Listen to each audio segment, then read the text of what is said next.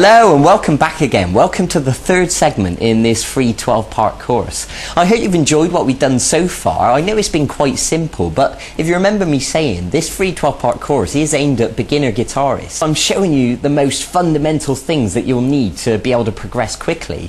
So I hope you've managed to practice tuning your guitar. I hope you've got an electric tuner by now. You've practiced playing that little rock and roll riff that we learned a few days ago. And today I'm going to teach you how to play chords. Now, in case you don't know what chords are, it's when you hold more than one note down on the guitar at once and you strum all the strings, like this for example.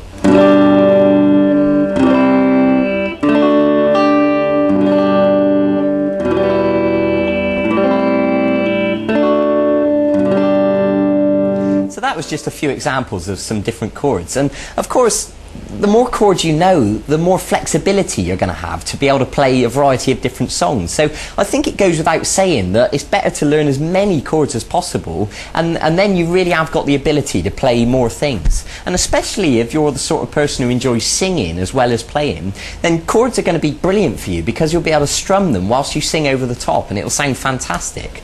But I want to start today by showing you three chords to begin with. I'm going to show you an E, an A, and a D chord. And these three are what I consider to be the most useful, the most widely used chords. So once you know them, you'll find that they crop up in lots of songs. So it's important that you get to know them right from the start. And then of course, as we progress, you'll learn more and more chords, and you know, we can go from there. But let's start simple. So I want to begin by showing you the E chord. So if you take your first finger and put it onto the third string at fret 1, and then take your middle finger and put it onto the fifth string at fret 2. And then take your third finger and put it onto the fourth string at fret 2. Now if you look at the chord box next to me, you'll see the diagram, you know, if you just need to clarify exactly where the notes go. Now what I'm going to ask you to do is hold down with plenty of pressure and strum the strings. Now ideally all of those notes will sound nice and clear like that, but to be honest I'd be surprised if you get it sounding perfect straight away. It'd be perfectly normal if it sounded more like this at first.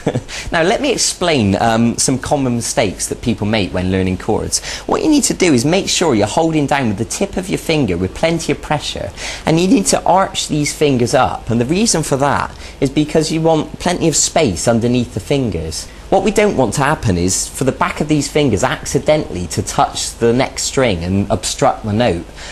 So when you pluck each of the strings with the plectrum, it should sound nice and clear like that. So if any of these notes sound incorrect, it's probably because you're accidentally touching one of the strings with the back of your fingers accidentally. Okay? So it might take a little bit of work and you'll need to shuffle your fingers around and get used to how to hold down the chord, but eventually you'll get it sounding nice and clear. So that's something to work towards. So the next chord I want to show you is the A chord, and it looks like this. So what I'm going to ask you to do is to put your first finger on the fourth string at fret 2, and the middle finger on the third string at fret 2, and then the third finger on the second string at fret 2.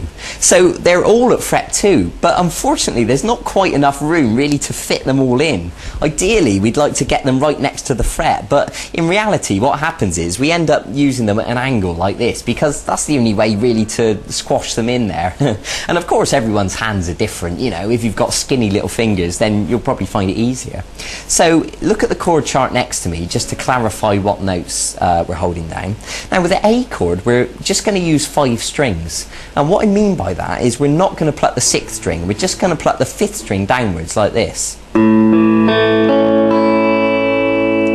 Okay, now of course, like I said before, it would be unusual if you got it sounding perfect straight away. You know, what usually happens, the back of this finger on an A chord accidentally touches the first string. So what I want you to do is make sure that the first string is open correctly as it should be. And if it is, then brilliant. And just pluck those 5 strings again just to check it's okay. Okay, good. So now let's move on to the third chord I'm going to show you, which is the D chord. So if you put your first finger on the third string at fret 2. Now listen carefully to this, because some people get muddled up with this one. The middle finger goes onto the first string at fret 2. and then this third finger goes onto the second string at fret 3.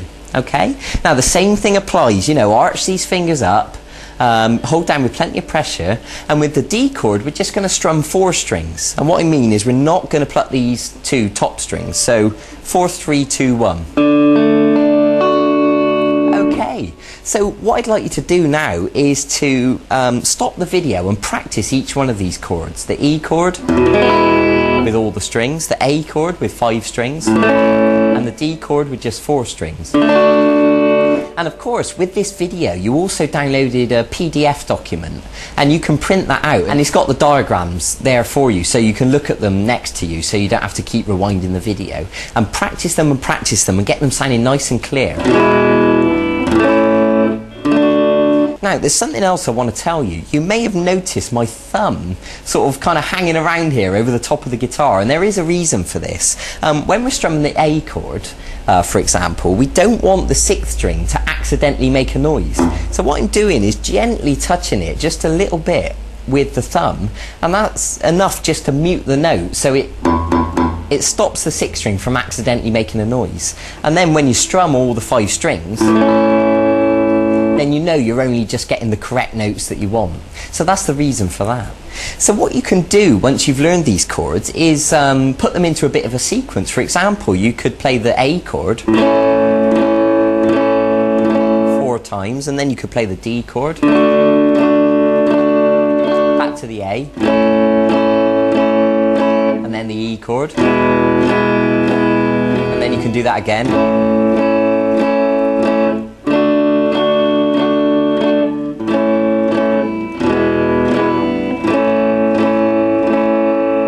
So you can begin practicing changing from one chord to the other, and you'll find that you'll get quicker and quicker at changing from shape to shape. Good. So that is a brilliant place to begin with chords. So I suggest you go and practice that now. Go and get on with it.